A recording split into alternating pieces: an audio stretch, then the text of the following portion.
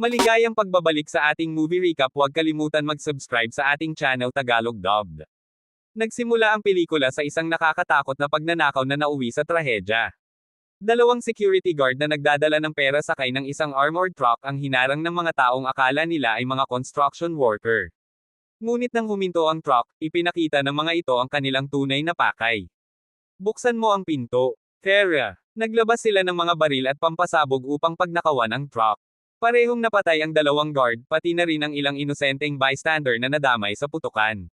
Dahil sa insidente, nagkaroon ng malaking takot sa Portico Security.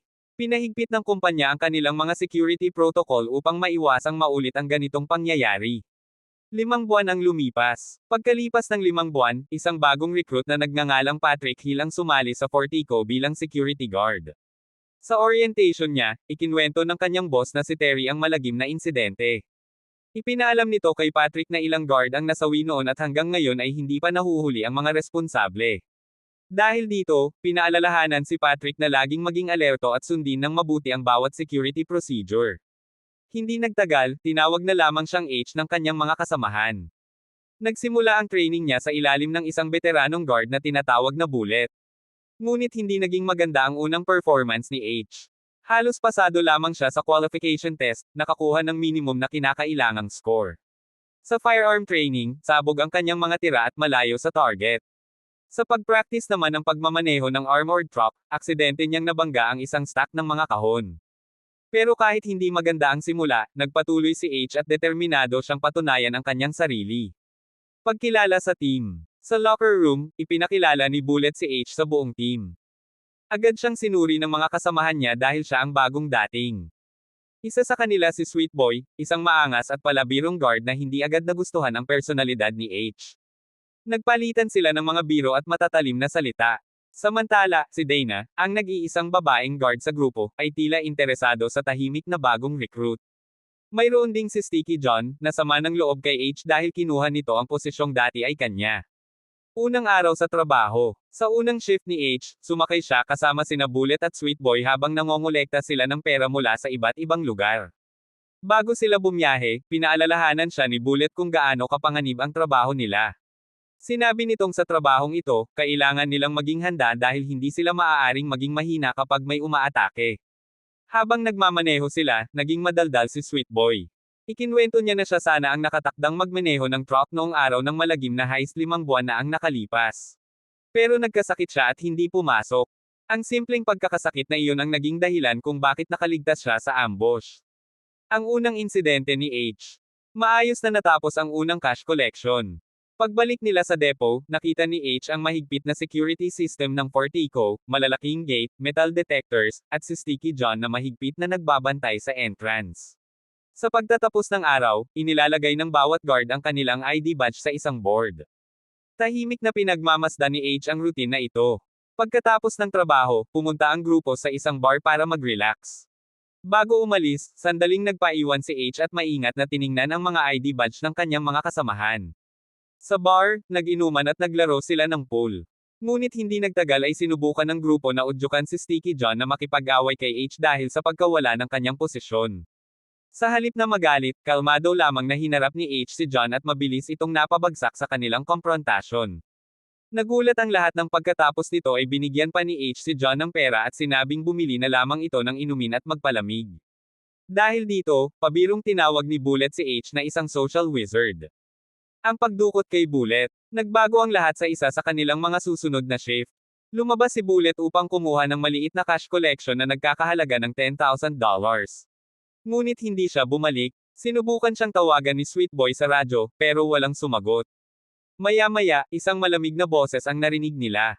Dinukot si Bullet. Sinabihan si Sweet Boy na kung gusto niyang makita muli ang kanilang kasamahan, kailangan nilang sundin ang lahat ng utos. Natarante si Sweet Boy at gusto niyang bumalik agad sa depot. Pero pinigilan siya ni H. Ipinaliwanag ni H na hindi lamang $10,000 ang laman ng truck. May milyon-milyong dolyar na pera sa kanilang dala. Sa halip na iwan si Bullet, nagdesisyon si H na sundin ang mga robber at iligtas ang kanilang kasamahan. Ang ambush. Dinala ang truck sa isang liblib na lugar. Pagdating nila, may isang masked robber na lumabas mula sa sasakyan habang hawak si Bullet at nakatutok ang baril sa kanyang ulo. Inutusan sina H at Sweetboy na ilabas ang mga bag ng pera at ilagay sa sasakyan ng mga robber. Natarante si Sweetboy at sinabi kay H na sundin na lamang ang kanilang utos. Ngunit nanatiling kalmado si H. Isa-isa niyang inilabas ang mga bag. Pero sinadya niyang ihulog ang isang bag sa gilid. Napansin niyo ng isang robber at binalaan si H na huwag gumawa ng anumang kalokohan. Habang papalapit ang isang robber upang kunin ang bag, biglang kumilos si H. Sa isang mabilis at eksaktong galaw, binaril niya ang robber. Agad din niyang pinabagsak ang taong may hawak kay Bullet. Nagsimula ang matinding putukan. Bagamat nakalaban nila ang mga attacker, isang robber ang nakatakas. Hinabol siya ni H hanggang sa isang abandonadong warehouse. Doon niya mabilis na nahuli ang lalaki. Tinanong niya kung sino ang nagpadala sa kanya, ngunit tumanggi itong magsalita at sa halip ay tinukso si H. Hindi nagpadala si H at agad niyang pinabagsak ang robber. Ang pagsisiyasat ng FBI. Dumating ang dalawang FBI agent upang imbestigahan ang insidente. Napansin nila ang kakaibang husay ni H sa pagbaril. Hindi ito tugma sa kanyang shooting test na halos pasado lamang. Ipinaliwanag ni H na kapag nasa sitwasyong buhay o kamatayan, mas nagiging focused ang isang tao. Ipinakita rin ng mga agent ang isang surveillance video mula sa dating heist. May nakita silang isang lalaki na bumaril sa 3 biktima. Tinanong nila si H kung kilala niya ang lalaki.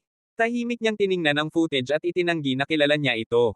Ngunit sa pribadong usapan, sinabi ng mga FBI agent sa kanilang superior na maaaring si H ang lalaking matagal na nilang hinahanap. Gayunpaman, sinabi ng FBI agent King na huwag muna nilang pakialaman si H.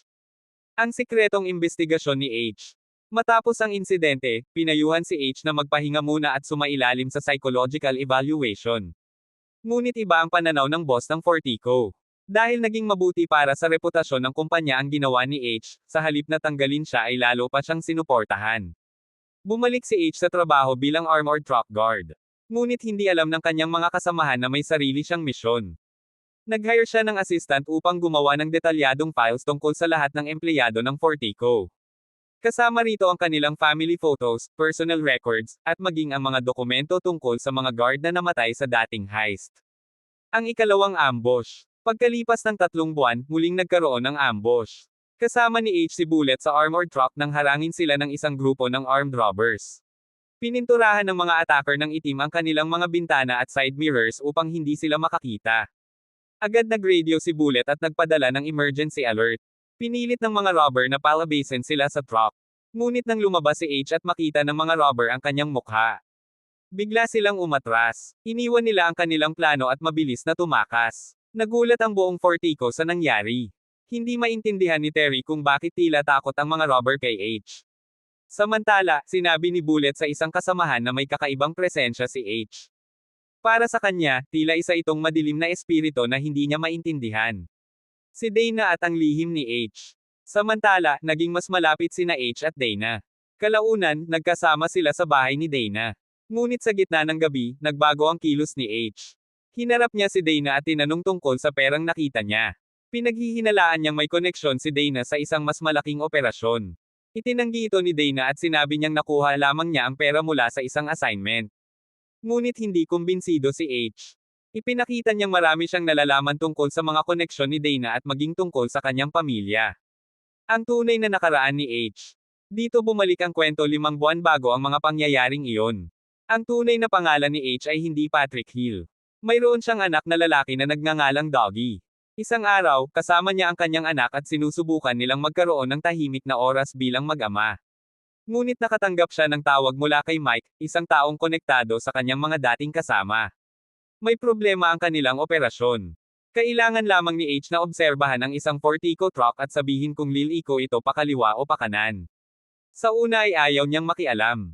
Pero kalaunan ay pumayag siya. Ang pinakamalaking trahedya. Dinala ni H si Doggy sa lugar malapit sa Fortico. Huminto siya sa isang food truck at pinasabi sa kanyang anak na manatili sa loob ng sasakyan. Habang kumukuha siya ng pagkain, pinagmamasdan niya ang Fortico truck. Nang makita niyang lumiko ito sa kanan, agad niyang sinabi kay Mike.